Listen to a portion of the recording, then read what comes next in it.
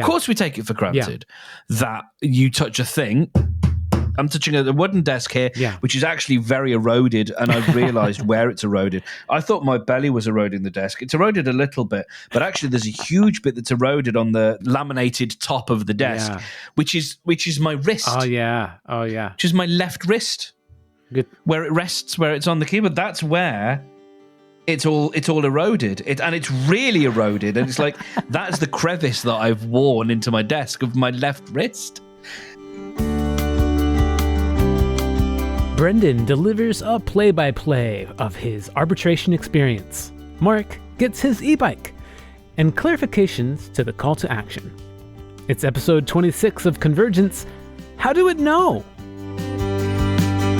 Now, listener, at the end of every episode, I make a simple request for feedback. I know my language is a little bit vague, but when I say correct, I mean email. I don't mean to sue me. Just so we're clear. Because if you try to correct me with a lawsuit, you run the risk of losing your shirt. So just send an email. That's all I'm asking.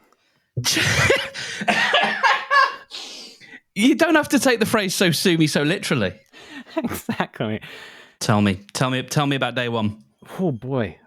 Yeah, the whole experience was surreal. It was going into bizarro land, like having another person represent you and speak for you and ask questions for you, and like you're allowed to speak and then not allowed to speak, and it's also regulated and segmented and freaking weird.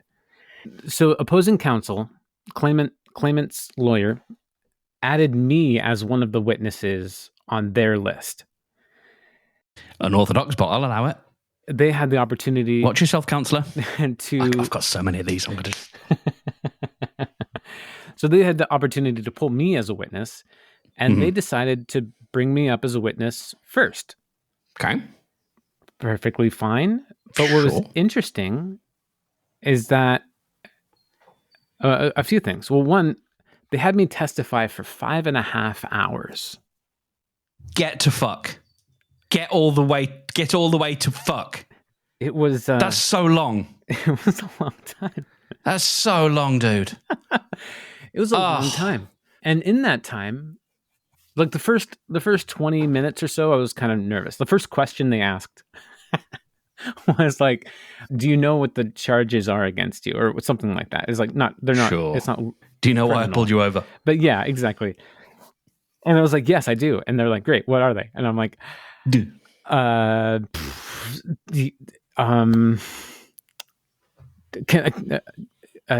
look at the paper and read it to you, or do you want it from memory? I'm like blank. I'm just like, I know that this guy wants money back from me, but otherwise, he want my money. I don't know what. He want my money. In my money, but he want it. But in my money, he want my money. Yeah. The defense rests, Your Honor. Exactly.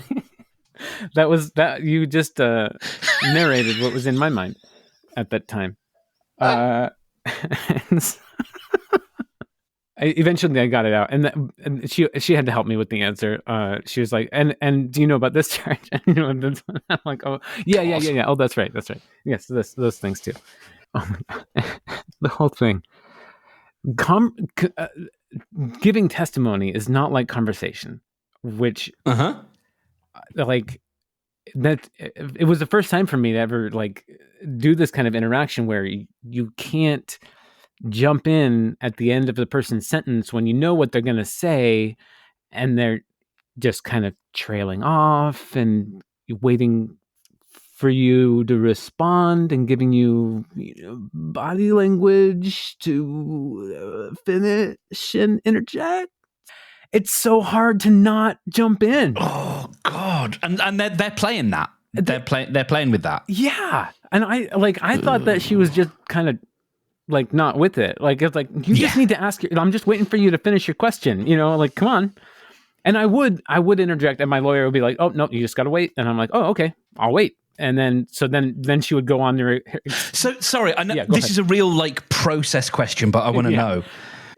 Is that happening? Is your lawyer like at the moment being like, you're on a pause for a minute, Brendan, Mr. Hutchins, you've got to wait for the whole thing? Or is there like a recess? Right next to me. He just taps me on the shoulder and says, "Oh, just wait for her to finish." Right. It's the arbitration is more. You're not in the stand, of course. Yeah. We were just in a conference room at a law office. Of course. Yeah. It's such a movie view of my head. It never works like that. Of course, it's not. Yeah. Well, I mean, of course. If it was court, then yeah. But it was just arbitration, so it's much more casual. Yeah, and he would give me advice like throughout, and kind of just like, these are the rules for this engagement. Here you go. And I'm now seeing like you see in films where they give where like people in the White House give testimony, and they do that thing where counsel leans over and he puts his hand over the microphone and gives some advice. You know, it's like that. Yeah. Yep. Exactly. Don't say that. Mm-hmm.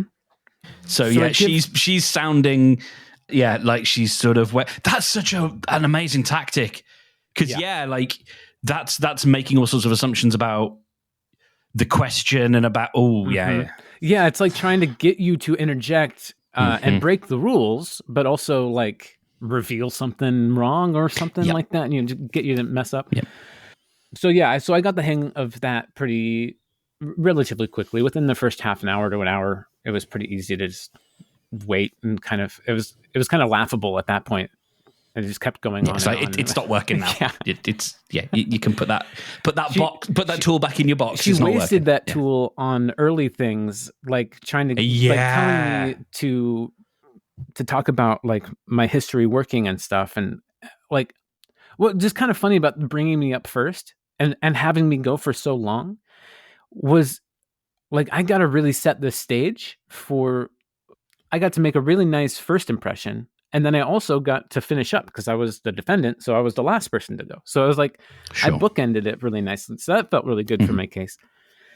For each of the items that she would bring up, charges against me or reasons why I was wrong in her opinion or their opinion or whatever, I got to just demolish them, like with facts and logic and reality.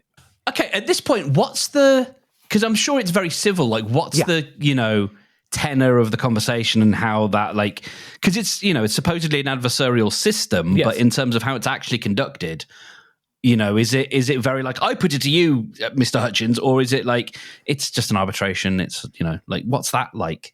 Yeah, it was very casual, very friendly between every time, like there was a break or whatever, they're like, all three lawyers are just chatting about, whatever other cases they have going on, and like, oh, I got to fly down to this place and go do finish an arbitration we started in January, and this one, you did that thing. Oh, okay, that's interesting. It was just you're talking shop around these two guys who have a dispute.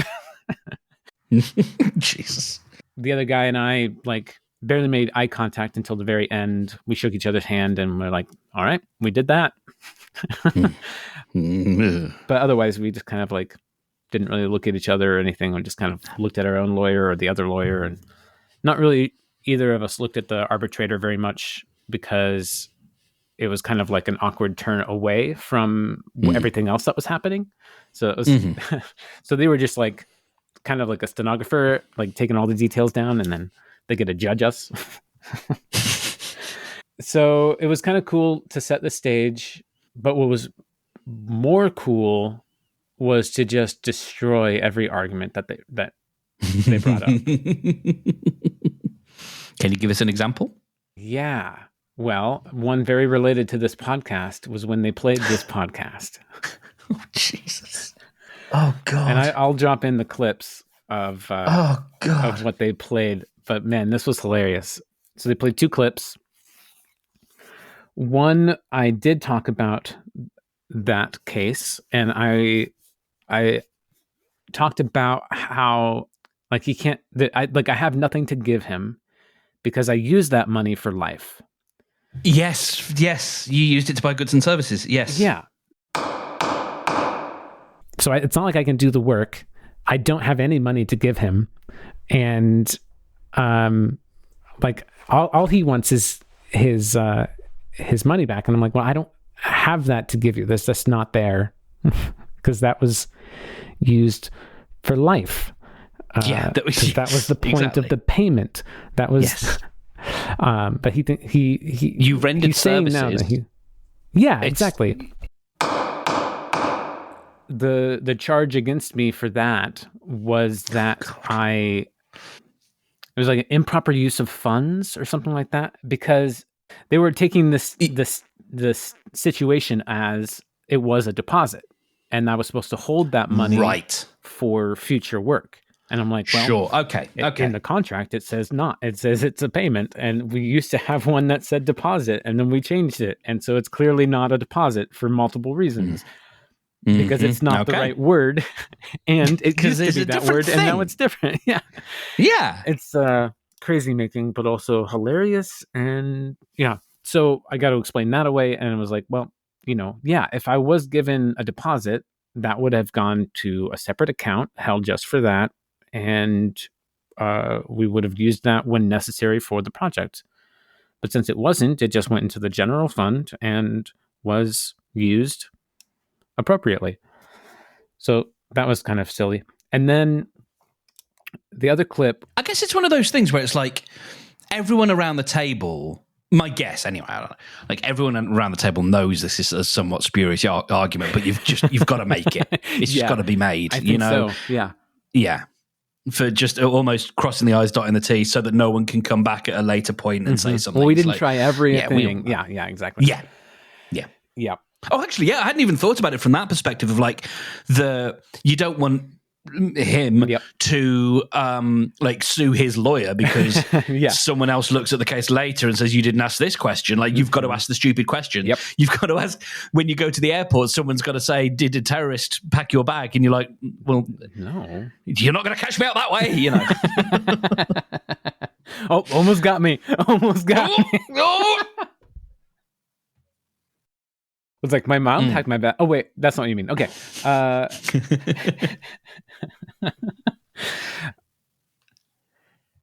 The other clip, and this one,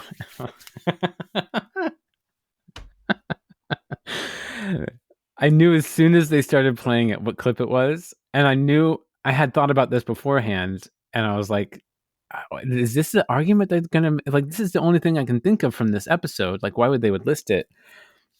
And it was so hilarious to me because it just proves the opposite of their point. But they're just I don't know, clutching at straws. Yeah. So it was this clip about a different basement project and how I procrastinated and it paid off. Oh yeah.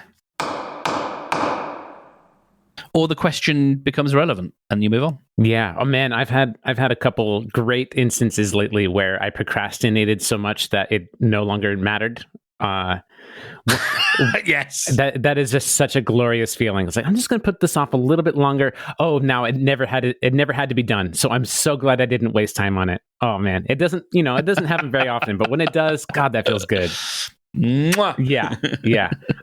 I was doing a project where we were doing a basement remodel, and the city to get the permits wanted me to do a site plan, which is walking the entire perimeter of the property, not just the basement, and marking out the elevation, where all the trees are, where the properties sit, where the house sits on the property, and the driveways, and a bunch of stuff that is completely irrelevant to this tiny basement remodel that we're doing, all on the inside. It doesn't go outside. There's no windows. It doesn't even affect anything outside. And I'm like, I really don't want to do this. And it's just like, so I just kind of waited. And then the client had to postpone the project. And so it can't even, it wouldn't matter. So there's like, they had some health problems. And so they had to just put it all off. It was really great. And their argument was, so do you procrastinate? Do you like wait to do projects often and not, and just wait for them to fall off and not happen? And I'm like, Yeah, that's how I've managed to have a successful business for over a decade by doing that. No, I need to get jobs done as soon as freaking possible so that I can do the next one, because you typically work at an hourly rate. So if I'm not working, I'm not making money. No. And this project that you're listening to, like, I saved the money because they didn't need to do it, because they needed to postpone the project and have never gotten to that aspect. And I was working. I wasn't waiting to do the project. I was working on the project, doing soundproofing, and they just hadn't started the bathroom remodel portion yet. That part didn't need to be done. That didn't need to be started. So you were working for the client on other things. Yeah. You are only but one person. You can only work on one thing. So you were just not working on the thing at the time. Exactly. But you were still working for the client. Yeah. Okay. Yeah. And so, when they started playing that clip, I just started laughing, and not like out loud, but like just kind of chuckling to myself. I don't know if anybody else noticed, but I was just like, oh my God. This is your Hail Mary pass. This is wonderful. Like I got this. That was kind of the cool thing of the whole 5.5 hours of testimony. It's just like, I got this. Another, like when you're a kid, or maybe this could just be me and my, but I think most kids can understand this. Like when you get caught up in a circumstance and you want to kind of weasel your way out of it, you lie. You're lying to like make yourself not look as bad, and then you have to like kind of keep expanding on the story, and you're making this stuff up, and then you got to keep track of all the lies that you told and how they interact with each other, and it all the foundation for all modern farce. Yes. Yeah. It's the tiny lie that then has to be spun out and spun out and spun out. Yeah. That's 12 episodes of Faulty Towers. Yeah. Yes, I get that reference. No, yeah, I do actually. Yes, you do. Margaret and I watched that one. I know you do.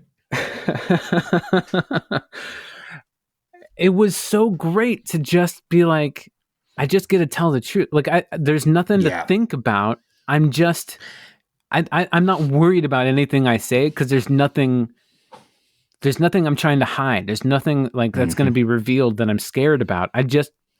I'm just telling the truth, and God, that feels good.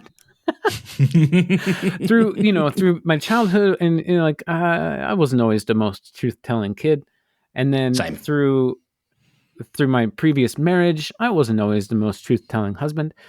But now, like I after my divorce, I went through this period of wanting to go through radical honesty, and like I tried to go extreme the opposite direction.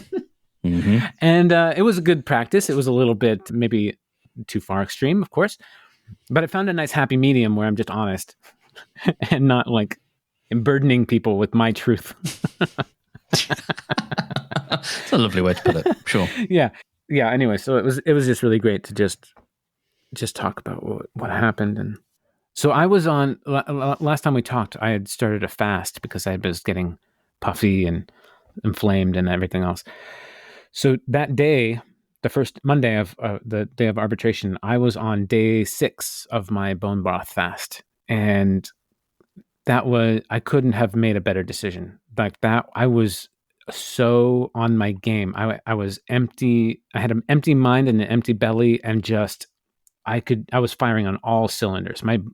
My primal brain was like, I need to find that food. I need to hunt. I need to be of course. efficient. Yeah. And it was excellent. That skipping ahead a little bit, Margaret and I, we both had really good days that day, and went to a restaurant afterwards to celebrate. Had some delicious Mediterranean food. And the next day I was like very much lower energy, very, very like just kind of like, okay. I'm really glad that I gave my testimony yesterday and not today. I mean, I did give some testimony on the second day, but it was at the very end, and we just got to, kind of not recap a few things, but like, well, I'll get to that. But yeah, it was really great to go the first day. So then, and then the other guy went. Now, how we kind of know that this person might listen, so it's kind of interesting. Hello.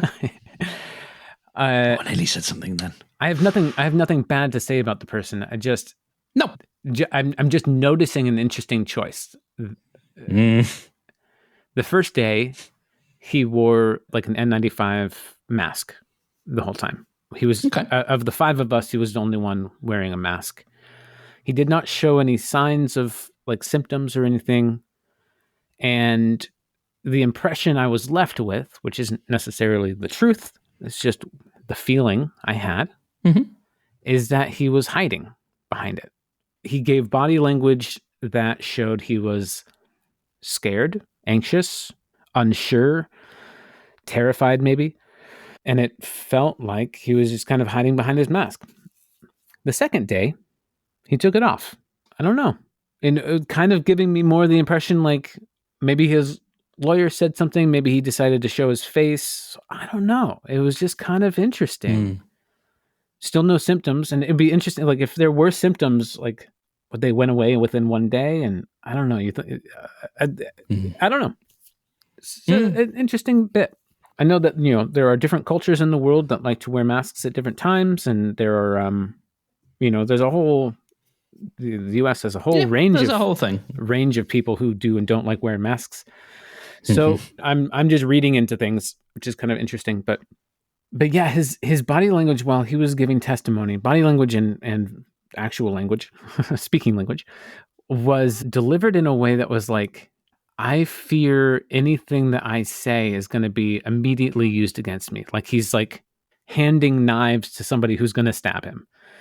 And he's like terrified of it. Like that body language came off to my lawyer. I'm assuming it also came off to the arbitrator. It looked like, I don't know. It didn't look honest. Yeah. From what you're describing, that doesn't, because in many ways that those tables could have been turned if you felt like you had done something wrong or were in the wrong or were not in the right, let's say, put it that way. You don't have to be in the wrong, but like you were not in the right. And you're gonna feel like you're in a precarious position and you have to choose your words carefully. And that he's taking, as much as he is I guess on the prosecution side, he is taking a defensive posture. Yeah, that's exactly how it came across. And especially when he got to cross-examination, he was scared of his lawyer. He was terrified of my lawyer. Yeah. And he wouldn't, two things. He wouldn't answer a question. He would say something often like just completely unrelated or different. Like it was just like, no, I'm asking you this question. You need to answer this question. He wouldn't admit to what was just written down on the page. Like the emails that he had sent or I had sent, and he's just reading them off the page. He was like, he would like look at it, he'd put his fingers down on it and read it a couple times. He'd flip to another page and then come back to it. Like he was checking to see, like, I don't know, the dates or the context or something, and look at it again and read it again and be like, that's what it says. Or that's what's on the page. Not admitting like, yeah, I wrote that, or not saying like, yes, just a simple yes. He's like, that's what's there. And this disconnection that he was trying to the energy he was trying to put out there is kind of fascinating. In some cultures, it is not necessarily difficult, but just like dishonorable. That's in some cultures. Sure. It varies, but typically my understanding is in more Eastern cultures, depending on where you go, God, there's so much hedging in that. Have I hedged enough? There is a real, not difficulty in, but an unwillingness to admit culpability for anything. Yeah. Like you, and I've seen the knock-on effect from people who have been raised in those kinds of cultures where the kids of those who have been raised in that culture cannot admit to, your face is covered in chocolate and the parent says, did you eat the chocolate egg? And it's like, no. Like, I can see that you ate I can see the chocolate all over it. It's not. Like it's not, and I think with some cultures, like it is maybe an honor thing, whereas in other cultures maybe it's to do with saving face. And I think in more like East Asian cultures, like saving face is a big thing. Yeah, and you can't. Yeah, it would be shameful. Right. And so, like from a cultural perspective, I think just even saying, admitting something, it's just not. You just don't do it. You don't admit wrongdoing. Right. There's always a way. And like that act that you were talking about of like looking for anything, part of that's stalling by the looks of it, but then looking for anything that you could sort of, clutch at straw, anything that can be like, well, and not even saying, yes, I wrote this, but yes, that's what's on the page. Like it's still, that's how that appears to me as there is a cultural precedent for that. Agreed. Well, actually, I agreed based on my experience in this one instance. I've heard it anecdotally in podcast form. I've heard it from police who deal with a lot of a lot of different, like it's a thing. It's a thing. Mm-hmm. Interesting. Well, that was my experience. So I was brought up, and then I got cross-examined by my lawyer, and that was pretty cool because like, I just answered his questions. I felt much more comfortable with him. It was pretty easy. Although, so I've talked to him on the phone a bunch and gone back and forth with email, of course. But this is the first time I've met him in person. And when he's outside of the active role of being lawyerly for me, like when we're in our own little chambers talking about the case, he's very muted and he's quite quiet, and he's just kind of like, like, I don't want anybody else to hear. It's just between you and me. Okay, we're going to do this and this and this. And it's a little bit frustrating because I have quite a bit of hearing loss, so I can't quite hear him. So I'm like leaning in close and like trying to understand what he does. And then when he goes into the conference room to actually be in the arbitration, like he is loud, he is like energetic, and he's got so many points to say, and he's going a mile in a minute, and he's like prepared for it, and he's just going, go. And so that dynamic shift is one thing. And then also like he kind of prepares you like, hey, I'm going to be asking these kind of questions. Just be ready for that. Then when you get into it, like he is asking those kind of questions, but it's not exactly worded the same way that he said it before. And so it's like, it's kind of like bewildering a little bit. Like you're expecting the script and you get a different script, or somebody's improvising. And it's like, oh, okay, I'm following. And so like a lot of he would hit you with a bunch of yes or no questions, or actually he would pretty much just hit you with a bunch of yes or no questions. And then at a certain point, he kind of wants you to be like, okay, like I set the stage with all these yes or no questions. Now take your jazz solo and explain more. And so I would try and like, just kind of, monitor, he's taking a little bit more time on this. He's leaving me more space. All right, I'm going to interject with, I think now is when you want me to say the rest of the story. And so it was kind of like a dance between us. Like I was trying to like massage and understand like what he was picking up and putting down and all that. And so that was kind of fun and a little bit scary and invigorating. And then afterward, he, we went to a break, and he reached over and shook my hand. He's like, you did that great. That was perfect. And I was like, oh, thank you. Oh, that feels really good. He hadn't really shook my hand before, and it's kind of a nice moment. Thanks, Dad. Yeah. He has a very similar kind of feel to my dad in a lot of ways. It kind of feels like that moment.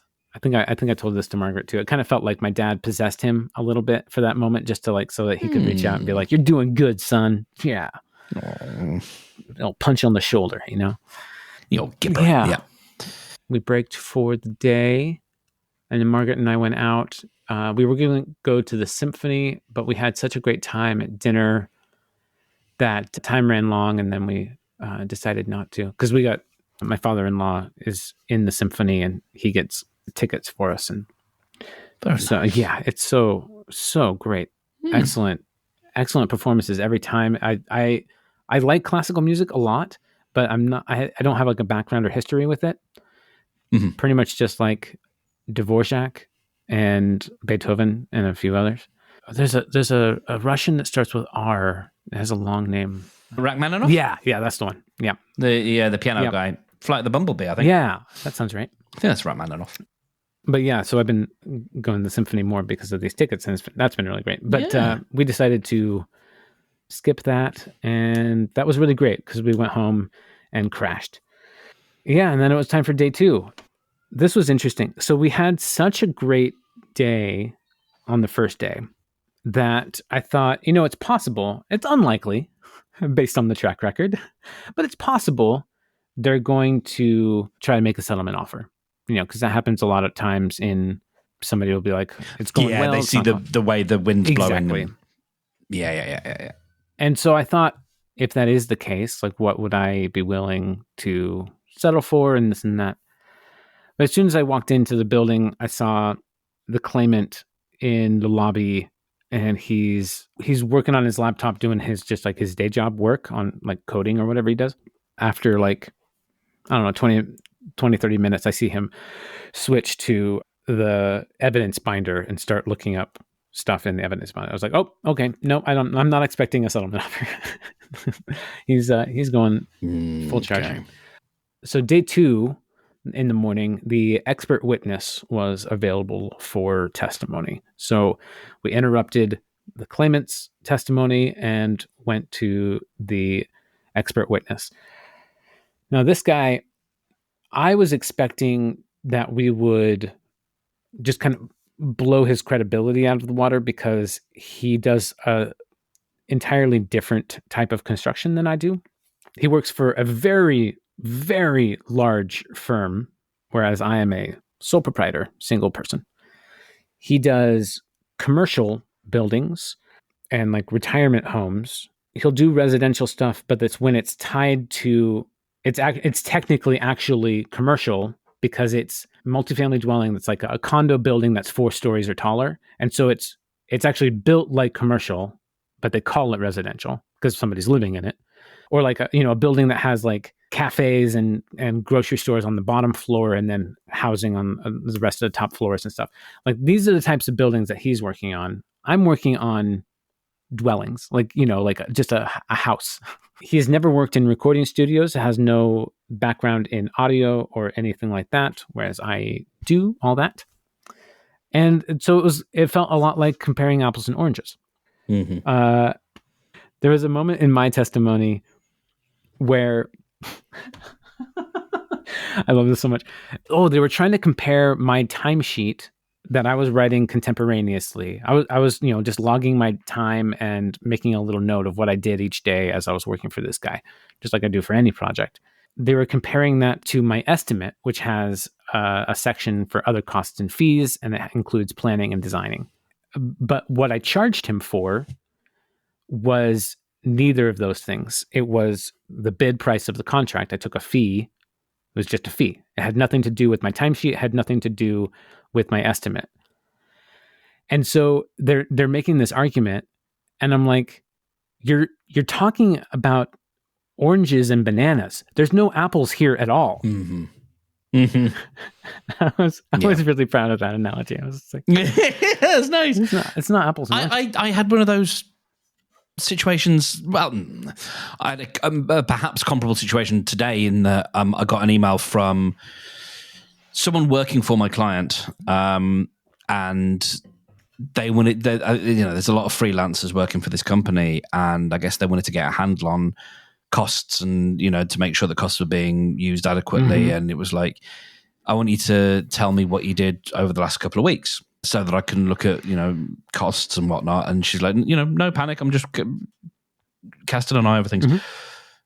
And like, I went through the whole process of like, I'm not a bloody VA. I don't do because mm-hmm. I am outcome based. Yeah, I am not hourly based. Yeah. And I managed in the end, and I was quite pleased with how it came out, and the client was appreciative to be able to be like, okay, so I price based on the value and the outcome that we get together rather than a result. Rather than my output. Yeah.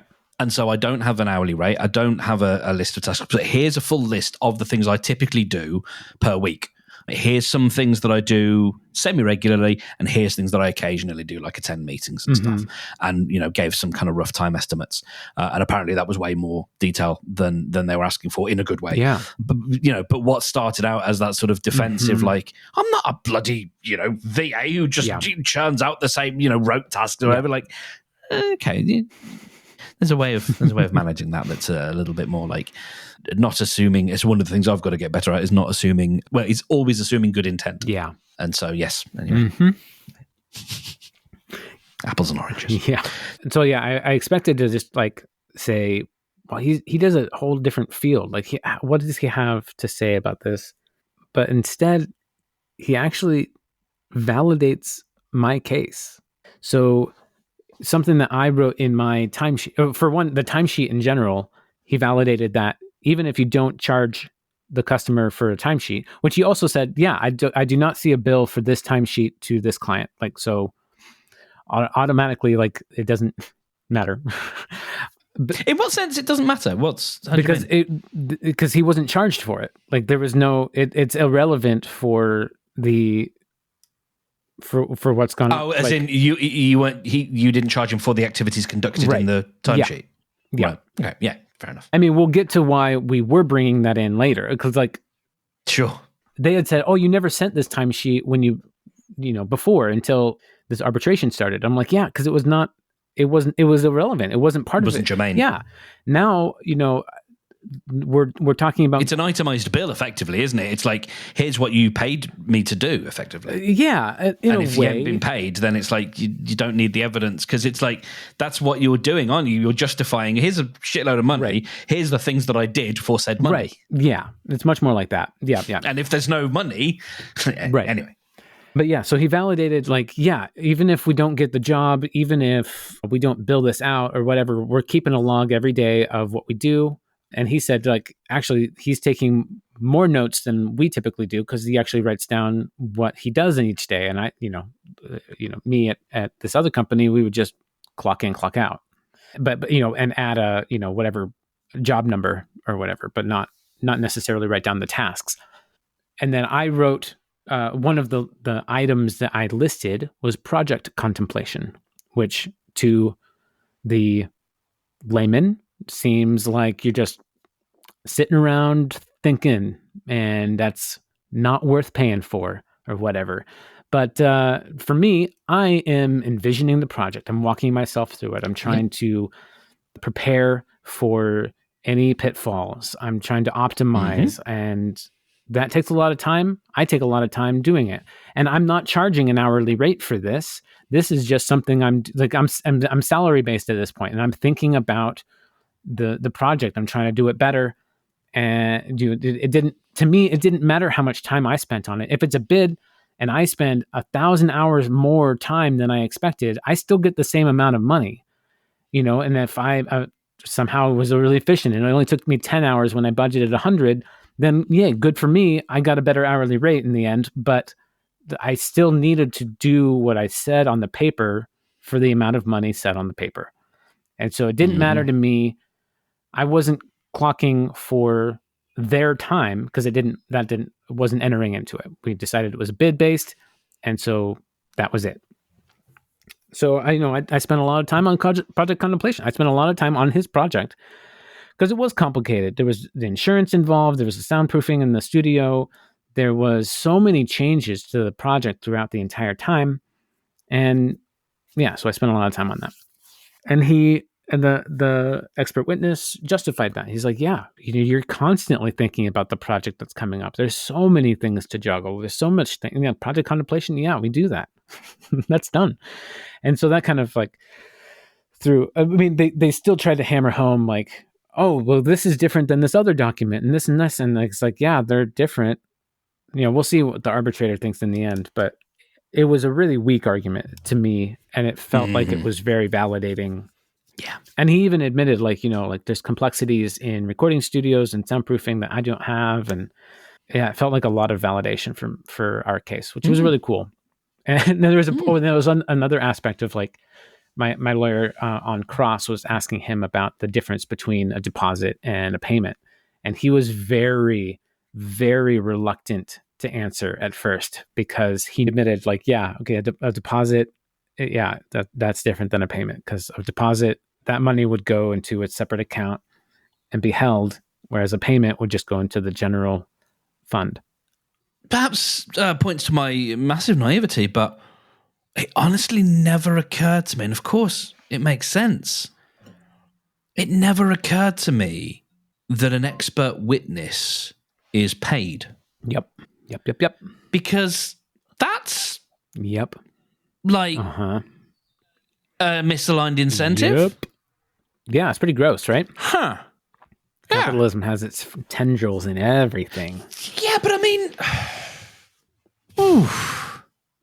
because if someone is incentivized, I mean, surely there's got to be some, whatever the phrase, like stopgaps, or that's not the phrase, but like things against that, but to mitigate or something. But that just seems wholly, like misaligned in terms of the incentive. Like your incentive then is not really to tell the truth, because okay, maybe you've already picked up your fee for that gig, but you want to make sure that you get gig. That this guy picks you again. So okay. Yeah. Well, the beauty is that it's not your day job. You're not expected to be doing this all the time. The odds that the same lawyer would need you again and again is probably pretty rare. So there's that. Yeah. But there is some weird incentives there. And, just by getting money from somebody, you're automatically going to be kind of like thinking about being in their favor, like it's just... Yeah, you've got a pre-existing relationship. Yeah, so it's a little gross. Then my witness came up, who's a colleague, laborer that I've worked with and was going to work on this project, and met the client with me on the job site, and he validated a bunch of things that we had talked about. And then under cross, he actually said some things that I wasn't expecting, which was cool, because he was sharing that, because they were starting to go down this track of thinking that I had clocked hours on my own personal timesheet that weren't for him, that I was clocking hours while also doing another job. So I was like clocking 2 hours, double dipping. Yeah, no, but no. But yeah, so they were trying to like see if my witness was going to let it slip that I was doing that, and he was like, no, like he was there at these times, and it was aligning with the things I had said. And other times he'd be there, but he'd be outside working on his laptop doing other jobs. And I'm like, thank you for noticing that and saying something about it. Like, I didn't even know that he knew I was doing that, that kind of thing. Yeah. So that was pretty great. Yeah. And then the claimant finished up his testimony, and he got a little upset. He got a little agitated. There's a couple times where he was kind of getting, kind of bristly, but there was one time where he just got really like, not aggressive is the wrong word, but just like at his peak end. Everybody was like, okay, just take a breath, take as much time as you need. He just got really confused about the question, and he got like really scared. He's a pretty anxious guy, and I hope he finds some help. And that didn't look super good. And then my lawyer brought me back up again for some last minute things, which was kind of cool, because then I got to drop a big piece of information that hadn't been discussed previously, which was that my work with the insurance company netted my client an extra $60,000, because they just took my number for the recording studio and put it into the payout estimate. And so on top of the coaching and support and everything else that I had been giving him, and all the work that I had done just in preparation, I got him he was a net benefit for my involvement. Mm-hmm. Yeah. And then we did some calculations based on when we were going back and forth via email, ending the contract and negotiating that end. He said that he was going to pay me for certain things. And so my lawyer and I are like, okay, well, if you're going to pay us for those things, here are the numbers. I mean, it's this number for this number for this number for this. And, that adds up to $40,900. And so that was pretty great. And so, we gave all that information to the arbitrator, and now it's in their hands. So I want to get a read on this, because when we texted on Wednesday, I think it was, you seemed to feel you weren't like, it felt like a really solid case in your favor on the Monday, and then Tuesday you were a bit more circumspect.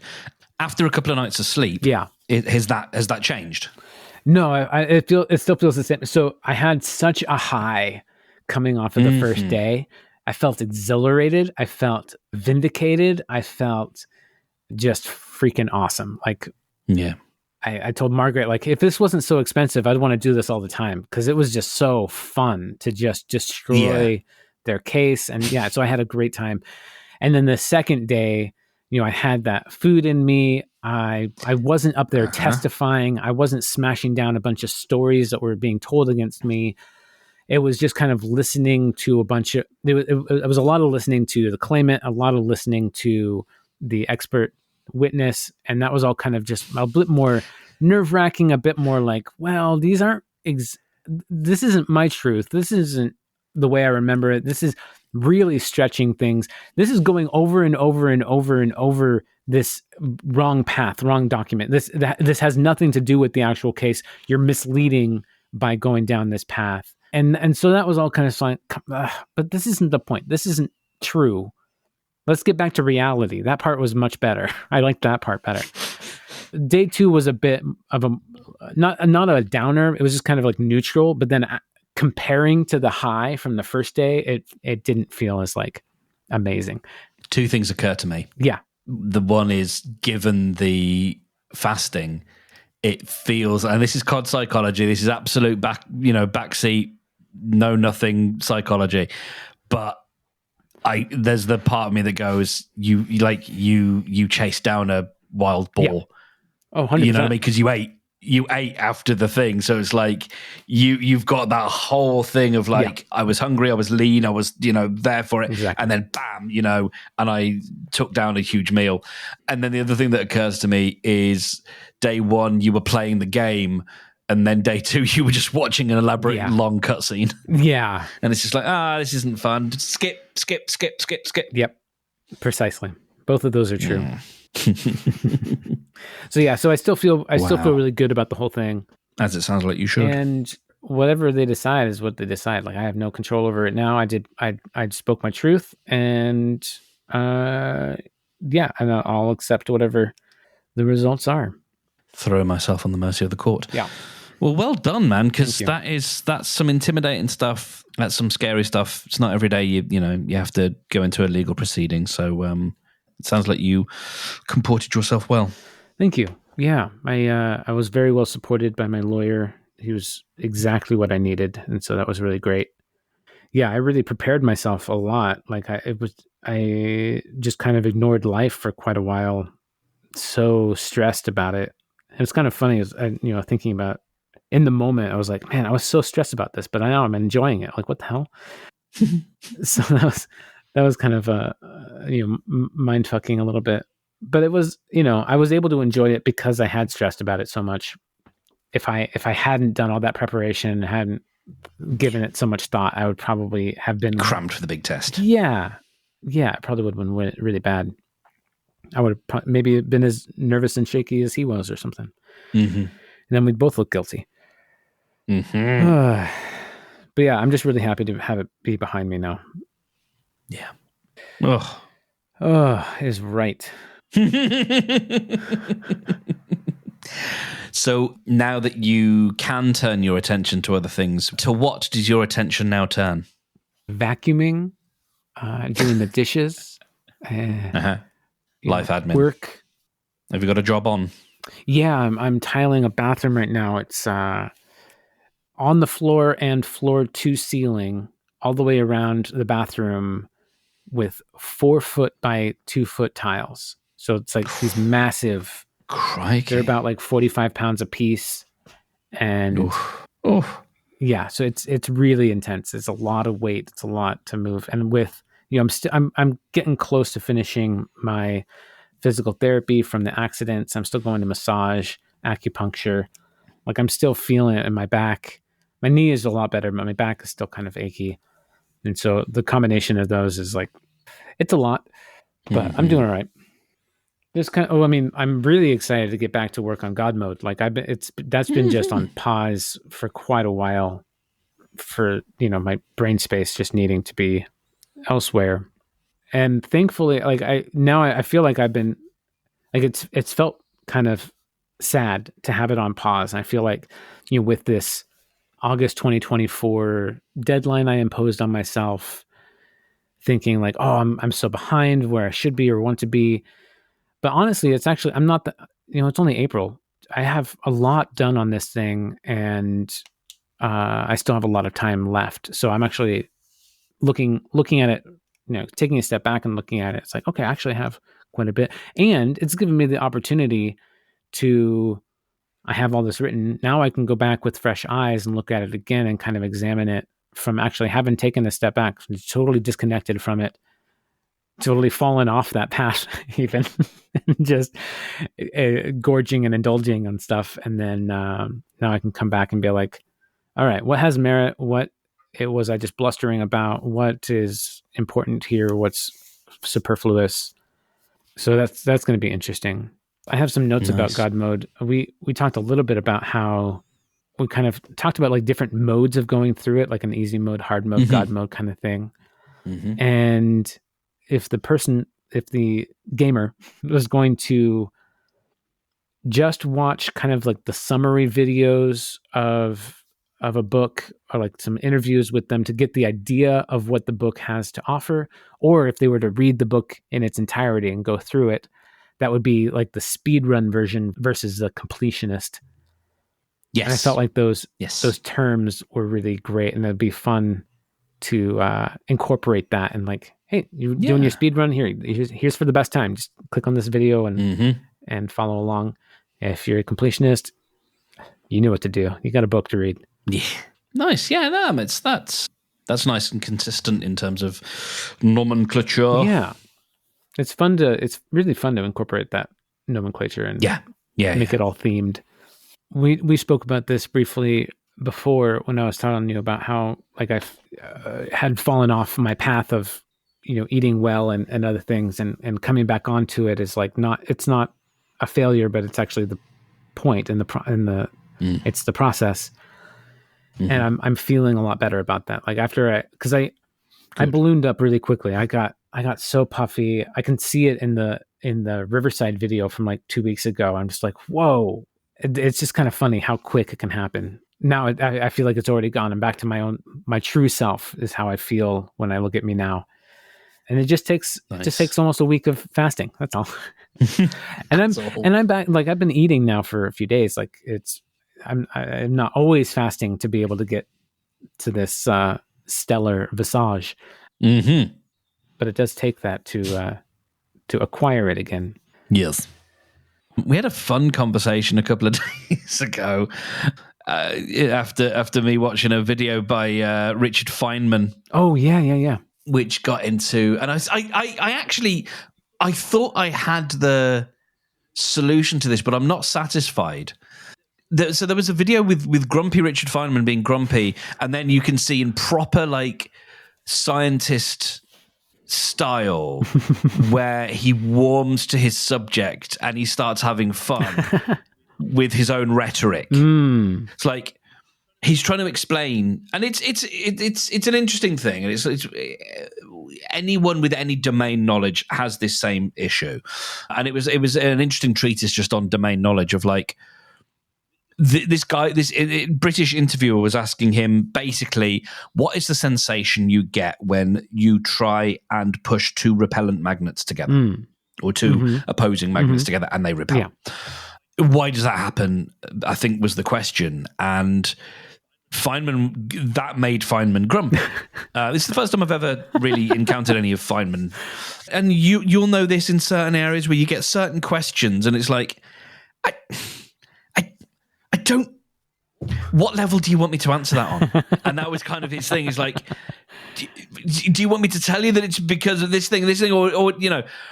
And so he started talking about other fields that are similar, and he started talking about apparently it's a type of electrical field that means that when you put your hand on a chair, the chair repels your hand. And he said, it's similar, but it's different from magnetism. It's a different thing, and it's actually to do with it. It's an electronic charge.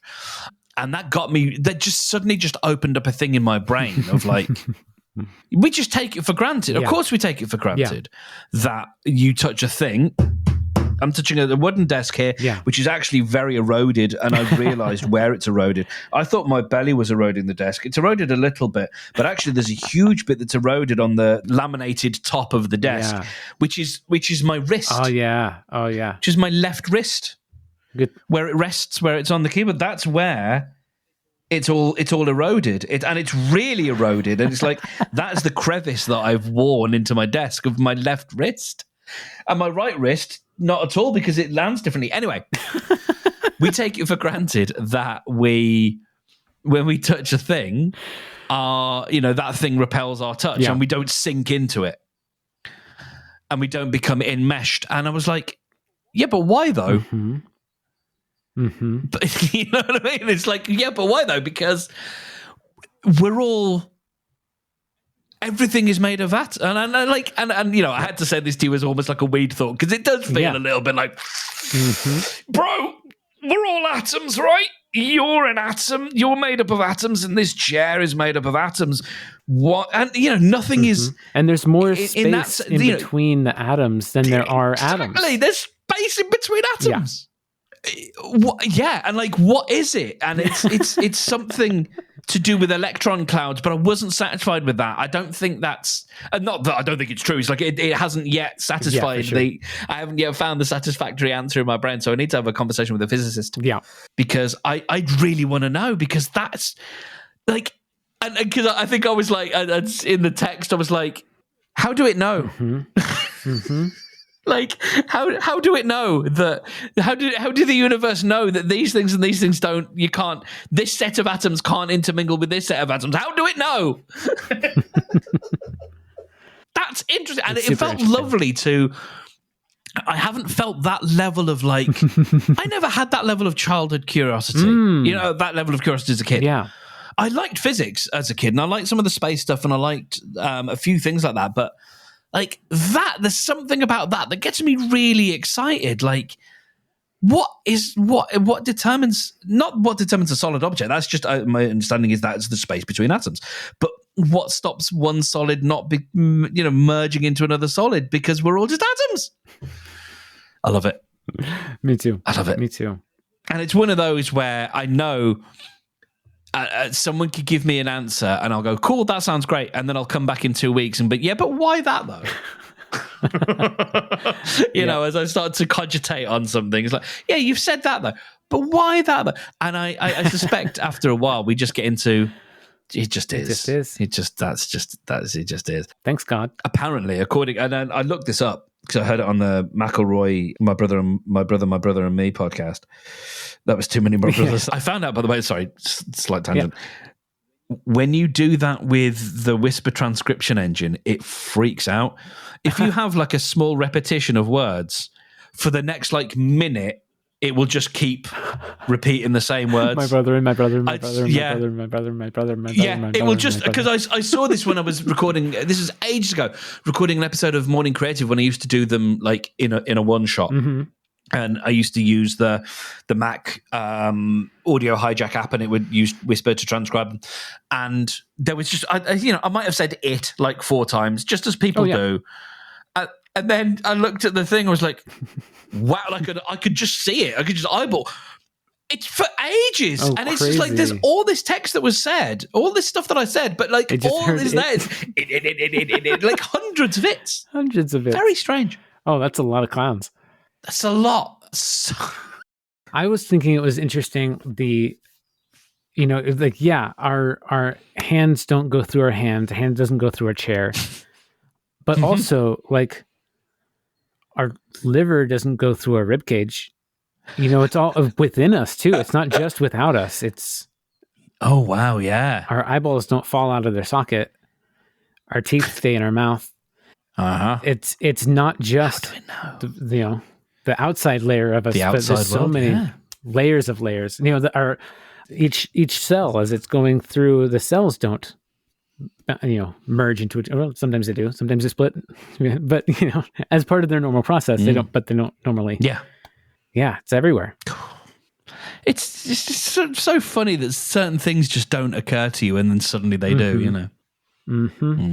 In the Alan Watts book you have queued up, there's a discussion about like zooming down into the atoms and into the quasars or whatever it is below that, and how far apart they would be from each other if they were the size of your fist. It would be like, well, if you were to make an atom the size of your fist, the next closest atom would be across the room, and if you went into the electron, the next closest electron would be in Los Angeles, and like how massively, how much amount of space there really is in between everything. It's just super fascinating. It's like the universe is more nothing than it is anything. Yeah, truly. That stuff. And again, that stuff's cool, but it is because it's trippy as hell. Like my dad he doesn't like a lot of space stuff because he gets really freaked out by just the insignificance of where we are. It's why I find it baffling, genuinely, that people think of. I mean, okay, sure. I don't want to feign surprise, but like the idea that aliens don't exist seems bonkers. Yeah. Like the idea, and I get, we'll probably never find out. That's not the point. We don't need evidence to just think, the sheer, out of the billions and billions of stars, we're the one. It only happened here once. Yeah. Okay, can you really stand that up? Anyway, I got my e-bike yesterday. Oh, sweet. Have you given a ride? Yeah, a little bit. How was it? I'm learning to be scared again. Good. Yeah, that's that's, I mean, it's really fun. Oh, that's great. I've got I took it for a spin, and the E bit of the bike is really that's great. Oh, awesome. Because you really feel it's really quiet, but so there's a couple of options. You can use the throttle, and you can almost kind of go from a standing start, and so that'll just really help get you going. But then after that, you pedal, and it's pedal assist. So as you pedal, it's then motoring you along, which is great for hills and stuff because you're still putting the effort in. Yeah, but you're not expending so much effort that it becomes futile. Yeah. So you're still giving your legs a workout, but you can still get up the hill. You know, and you can really make it work. Yeah, I mean, it tops out at about 15 miles an hour apparently, which is too fast for me. I don't want to go at 15 miles an hour. I get scared going down a hill because I'm I'm constantly braking. I don't want to go down too fast. Yeah, because I've got a big hill. Are you able to? Is there like a governor that you can enable on there, like put it like max speed at 10 miles an hour or max speed at 8 or something? Or I think you just judge it yourself because you've got complete control. Yeah. So basically, you've got this little LCD.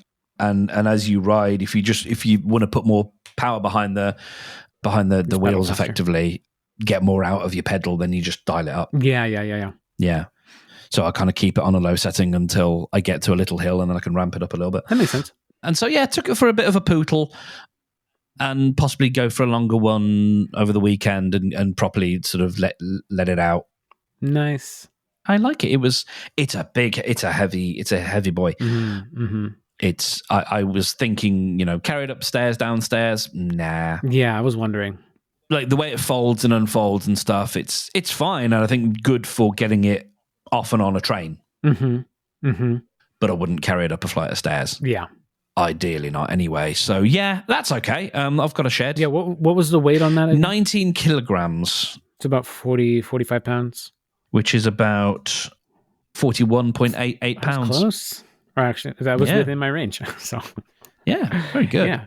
I've been I bought a set of dumbbells and weights for during COVID, and I've just started using them with my personal trainer, and they're all in kilograms. And so I've been getting more familiar with the conversion between pounds and kilograms. It's more or less double. Yeah, I'm still. I'm no good, because we have, we measure ourselves in pounds, or some people measure themselves. Old people measure themselves in pounds and stone, of course, here in the UK. Yeah, I have no idea what that one is. Which is just 14 pounds. I mean, like, what? How? What? Like, I get it. We've just arbitrarily decided that we're going to also divide it up into pounds, into 14, into stone. Yeah. So yeah, it's a mess. I mean, the whole system. And what a pound is, how 16 ounces or whatever. Like, the whole thing's a stupid mess. The imperial system. Yeah, and it's also close to $1. I don't know, something like. But yeah, so that's fun. But yeah, it's a little bit. I don't know how much of this is a little bit of a lack of confidence, not having done it for a while. Sure. When I was a kid, I had no real fit. Like, I just cycled. Like, I really enjoyed cycling, and I had, I had a collision once, and went into someone's car. Whoa! As they were pulling out on a road, and it was fine. It was a thing, and it happened, and whatever. Yeah. I had a helmet on, so no harm done, except a little bit to the car. Sure. But even then, I was like not really deterred from cycling. Mm-hmm. It's only as I've got older that I've taught myself to be scared. Yeah.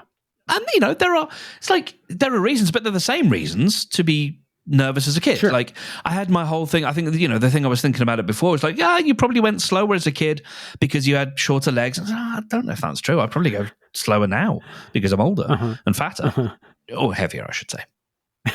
But I don't know if that's the case. I think there's stories and things that have accrued, and you shouldn't, and you mustn't, and judgments and things that make me a bit more skittish. Yeah, I don't know. Yeah, and I hope some of that might fade away, and I can get a bit more confidence. It back. Absolutely will. Yeah, yeah. I was just thinking about that with another. Yeah. With another thing, just in general, everything is just like you get into it and you start getting used to it, and it becomes easy. Everything becomes easier when you're just practicing it. It's kind of fascinating. Yeah, I think so. Food cravings, and just like just cravings in general. After or people's questions at the refuge recovery, like, will cravings get better? Will it get easier? Will it get better?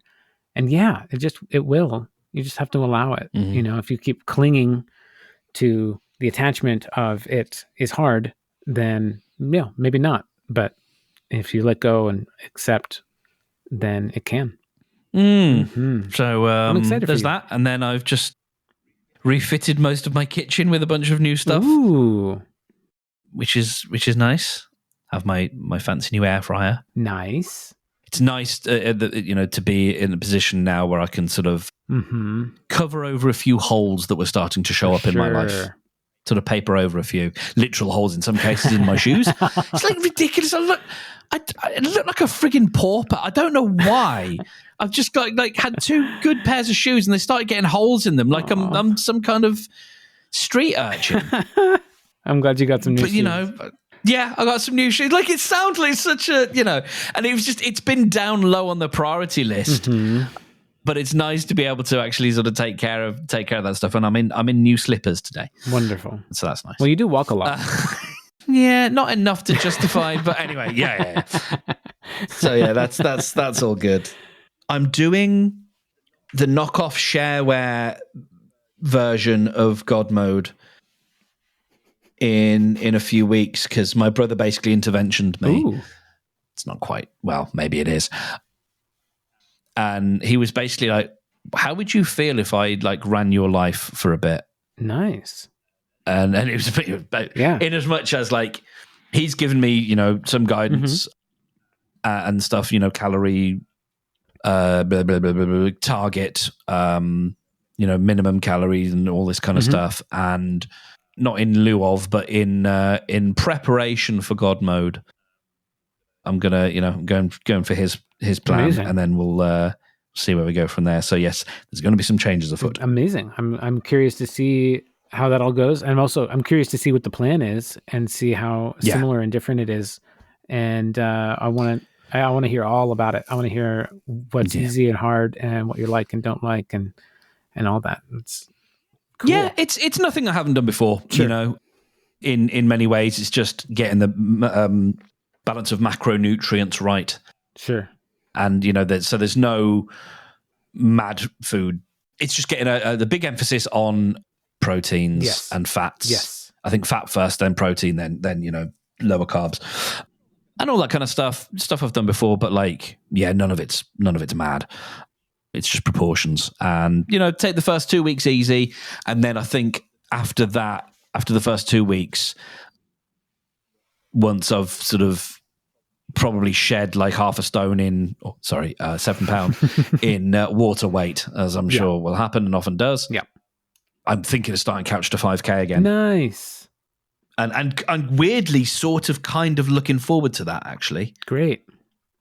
Not to the middle bit, because the middle bit sucks. Like it's quite fun at the beginning because it's novel. Yeah.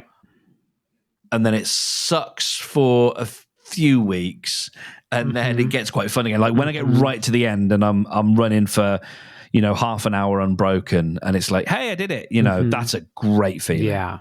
And I've done it enough times before, you know, that's the nice thing about, like, a bit like we said last week, like having that confidence to go, I've done it before, I can do it again. Yep. I can get 5K ready again. Absolutely. That'll be fine. You know, 2020 was the last time I did it. Got into a good zone with it.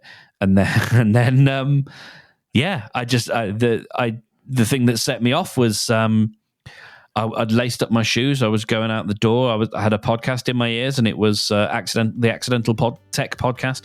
And Marco Arment was talking, I think, about having gone for a run and getting COVID. And I was like, nope.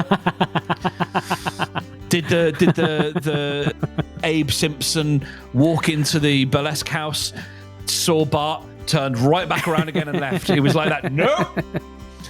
Came in and ordered a stationary bike, and then proceeded to not really use it. Because a stationary bike is not that fun. No, whereas a going outside bike is lots more fun. So I'm in the process of trying to sell the stationary bike. Nice. And then I can get that out of my flat.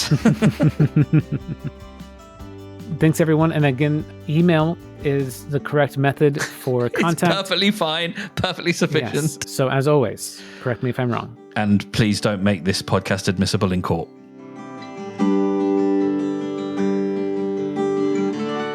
Now you may find it inconceivable, or at the very least a bit unlikely, that the relative positions of the planets and the stars can have a specialty significance or meaning that exclusively applies to only you. But let me give you my assurance that these forecasts and predictions are all based on scientific documented evidence, so you would have to be some kind of moron not to realize that every single one of them is absolutely true. Where was I? Normal Al. Perfectly normal Al. Yeah. In his house. Mm-hmm.